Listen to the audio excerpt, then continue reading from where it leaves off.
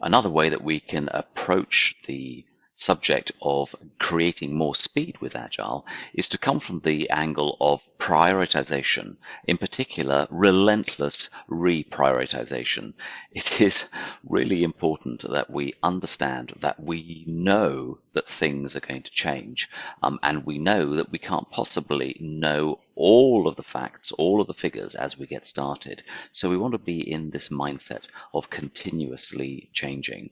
As you know, we use a product backlog as a working document that allows us to list everything that we could do to deliver the outcome.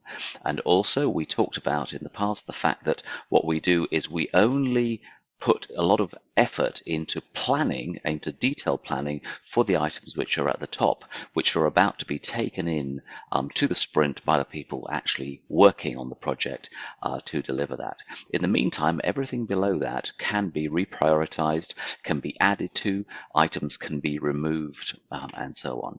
So we want to be able to make sure that we are always looking at that product backlog relentlessly and continuously. As a product owner, when I'm fulfilling that role, I get into the habit of reviewing and refining and replanning the product backlog almost on a daily basis.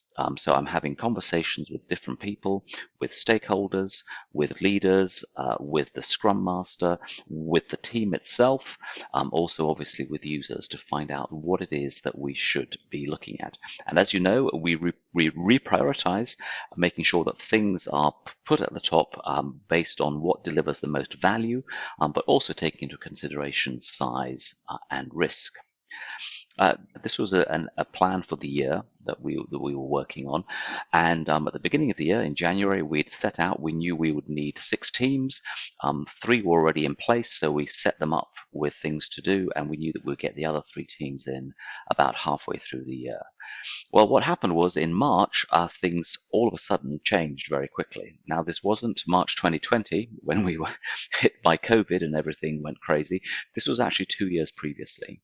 The thing that happened was that the company got sold. And so a lot of things needed to be changed at that point. So again, although we had a plan for the year, we knew that we needed to be adaptable. One thing that people ask me is, how do we decide what to do next? How, if we're moving constantly on what feels ambiguous basis, how do we find out what to do next? Well, I focus on doing the next thing based on a number of items. So there'll be new information, there will be new data. Maybe we have a new direction. In the example that we have here on the screen, the company had a new direction. Also, there were new decisions that were being made about what it was that we wanted to achieve. The overall objective was still very much in place, the desired outcome. But sometimes when there's a major change, as happened in 2020 with COVID, of course, a new desired outcome may be necessary. And so we want to be able to do that.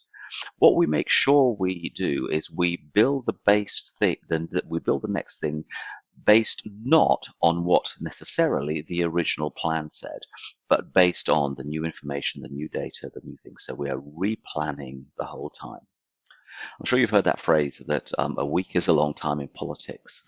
Well, I think that an hour is a long time in Agile, because things can literally change hour from hour.